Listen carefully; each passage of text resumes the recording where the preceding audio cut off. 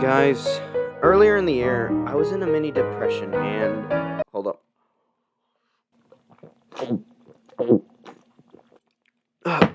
Okay, and proceeded to drink my problems away.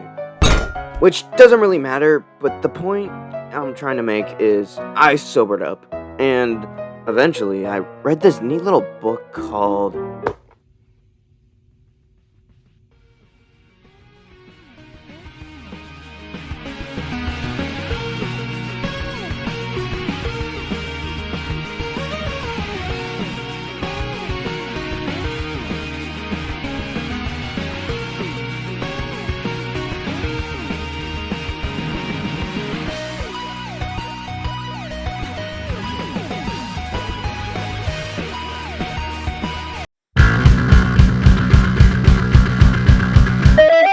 So, yes, am I saying Scott Pilgrim cured my depression? No. But it was still worth a watch. Reading Volume 3 very much mirrored a lot of real-life experiences that Scott was going through at the time, which made me appreciate the story of Scott Pilgrim even more. So, safe to say, I fell in love with this franchise, and I wanted to see if they sold figures of these characters. But then the Fire Nation attacked. Especially since it was not only Scott Pilgrim's 20th anniversary, but the anime released not so long ago. So surely they had to have some high-quality figures that were readily available. Well, yes and no. You see, technically there were Scott Pilgrim figures that were not hard to get. However, you kinda had to know of their existence to buy them. So let me introduce you to the bottleneck figures.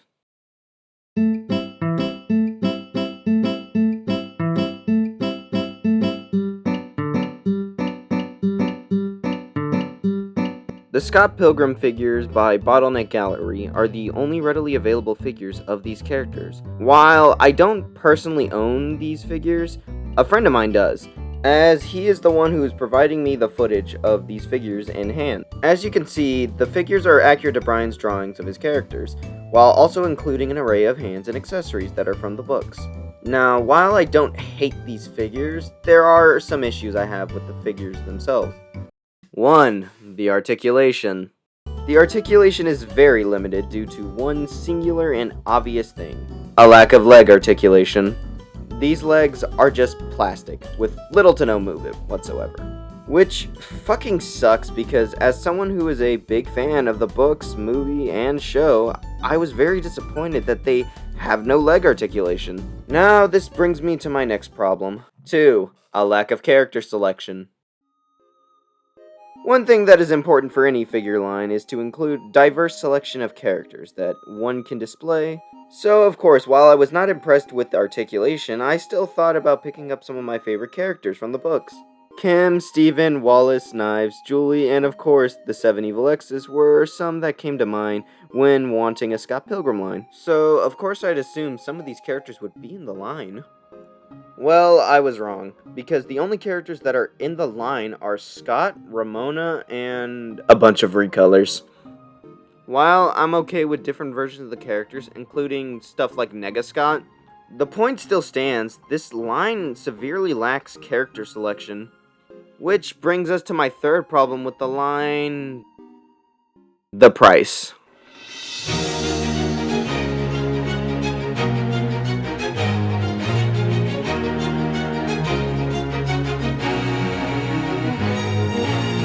These figures, at least on the website, are not cheap. They are roughly around 35 USD per figure. While it's not as expensive as some imports, it is still a pretty penny for figures that are not fully articulated. For reference, I can buy the S.H.Figuart's Naruto for roughly the same price and get much more for what I'm paying. Like I said, I don't own any of these figures, but just based on some of the problems I laid out, I can see how it can make a really hard sell for some collectors. Now, with these being the only Scott Pilgrim figures available, other than the Mondo figures, which is its own thing, I do wonder what a Scott Pilgrim line that not only has all the stuff that any fan of the franchise could want, but also has a bigger character selection to pick from, i.e. an import line. So today I want to present the idea of what a possible Scott Pilgrim line, if done by an import company, could look like.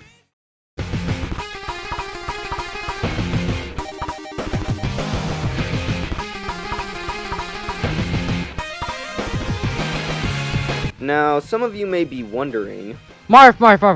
What company would you choose to create and distribute these potential Scott Pilgrim figures? well, I'm glad you asked, my friend who is voice acting for this video. My choice would be S.H.Figuart. Now, for the people who are uninformed about who S.H.Figuart is, I will give you a quick rundown. S.H.Figuart is a Japanese company that makes movie, TV, and anime figures. So, what's the deal with these figures? Well, in this discussion, I want to keep it focused on the anime side of S.H.Figuart, because they have had a consistent trend of making a bunch of anime figures of many different anime IPs, with varying different art styles, looks, and proportions. Some examples are...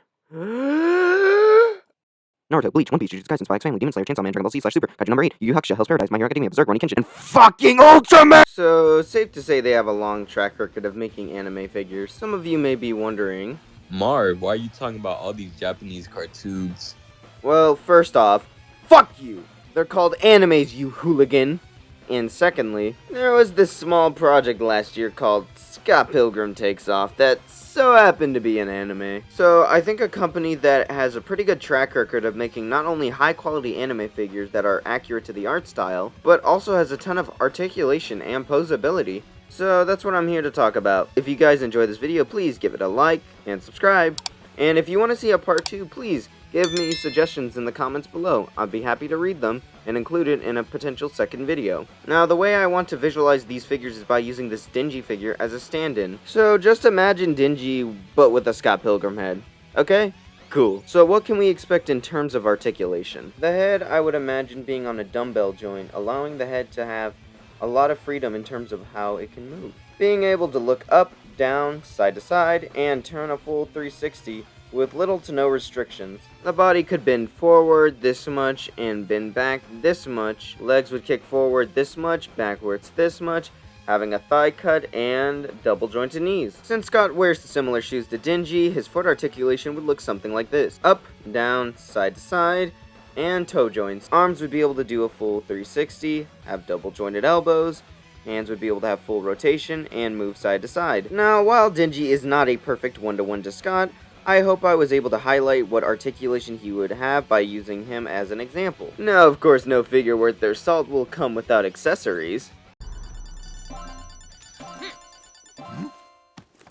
Luckily for us, S.H.Figuart comes with a wide array of accessories, which include multiple hands, faceplates, stuff the figure can hold.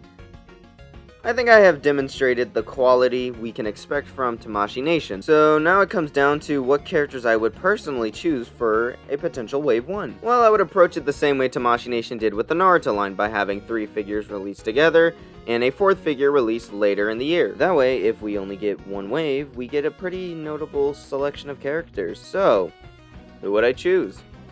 My choices are Scott, Ramona, and Matthew Pattel as the initial 3 figures. Now, the reason I chose these 3 in particular is because I'm continuing with the same mindset with the Naruto line by having these 3 in particular fit in with each other. So I chose a theme around Wave 1 by having it be themed around the rocket from Volume 1 and Episode 1 of Scott Pilgrim Takes Off by including our main leads from the show and comics, and also including the main antagonist from the first volume and Episode 1 of the show.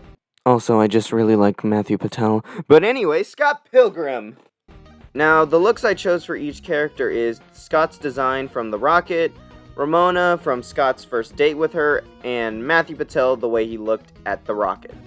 I wanted to keep them in their most well-known designs while also going well together. I chose these looks because they fit very well with Scott on their own while synergizing with other characters. Now, the 4th character, I will admit, I have a bit of a bias towards. I think they should make Lisa Miller and price her at $2,004. All jokes aside, I would choose Kim. Kim not only fits with the theme of the rocket, but she fits with Scott on his own and would be one member closer to completing Sex Bomb. She is a fan favorite, so I can see her selling very well.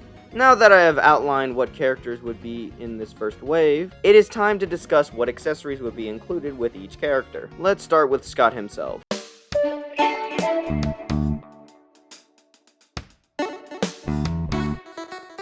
Scott would include 5 different faceplates. These faces would include a straight face, a smiling face, a serious face, a shocked face, and a tired/sleepy face. Next, Accessories. Mr. Pilgrim would come with 3 accessories and 6 pairs of hands. These would include his guitar, Amazon/Netflix package, depending on if they want to base it off more of the book or the show. And as a random one, he can come with the letter that Matthew Pattel sends to him.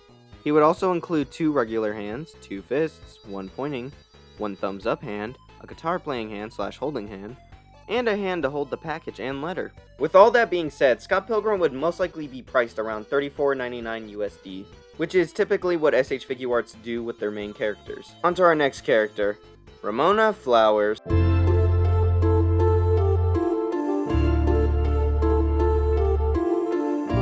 Rami would include 6 faceplates: a straight face, a smirk face, annoyed face, shocked face, a face where she is wearing her goggles, and a kissing face.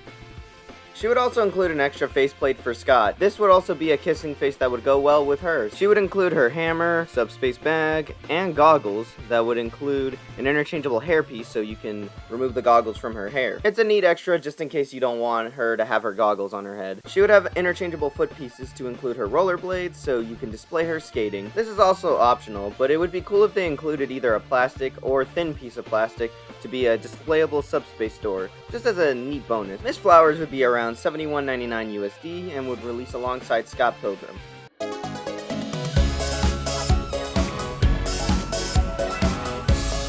Matthew Pattel, my favorite Indian dressed as a pirate. Patchy the Pirate would come with 5 faceplates. These include an evil smiling face, angry face, straight face, laughing face, and a punched face. That would include an interchangeable hairpiece that's more up, in which where you can see more of his face. The Scott face that I would include with Pattel is a punched face. I think it would be a perfect inclusion because you can pose both of them getting their licks in. The hands that Matthew Pattel would come with are 2 pairs of fists, 2 open palm hands, 2 pointing hands, one being a regular pointing hand, and another being one with a little flame on the tip. That would be him shooting his fireball. For accessories, he would be the first character in the line to come with cloth goods, i.e. his jacket. His jacket would also have buttons so it can button up, like in the anime. At the end of the jacket, he would have a thin piece of wire so you can pose the jacket and make it look like it's flowing.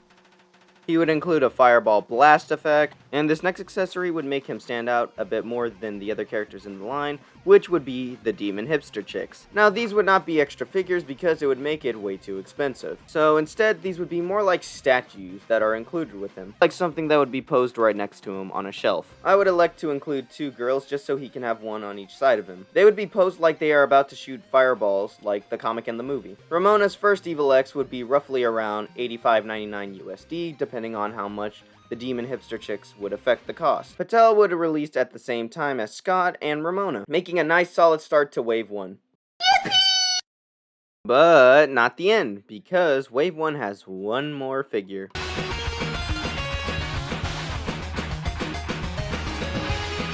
Kim Pines would be like a bridge figure, i.e. a figure that comes in between Wave 1 and Wave 2, but I'm counting it as Wave 1. Bite me!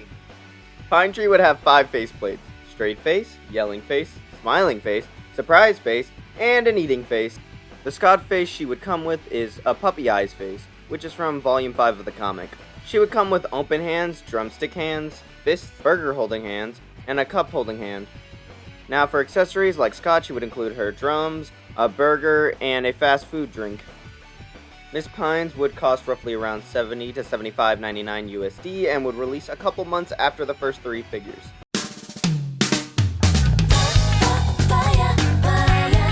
So yeah, this would conclude the first wave of Scott Pilgrim figures. Now, of course, this was all in good fun. There is no way I am expecting Brian O'Malley to watch this video and listen to a goon like me about what he should do with his characters. Although if that did happen, it would be pretty cool. This is just a fun thing to talk about what could be. And if you guys are interested in hearing more about this idea, discuss it down below. I'd be very interested in reading y'all's comments. I would love to read and see what y'all would want in a possible wave 2. I'm hoping to get in contact with an artist to visualize my ideas, so if you're interested, please contact me on Discord. My Discord username will be in the description below.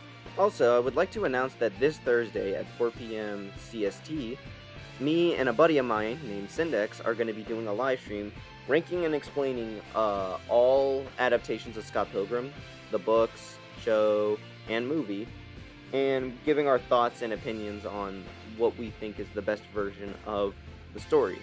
Also, we will be discussing other stuff like the video game and whatnot, so feel free to join us this upcoming Thursday.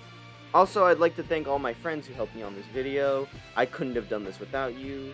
The main person I'd like to thank is Syndex, because he provided me a lot of the information and visuals for this video.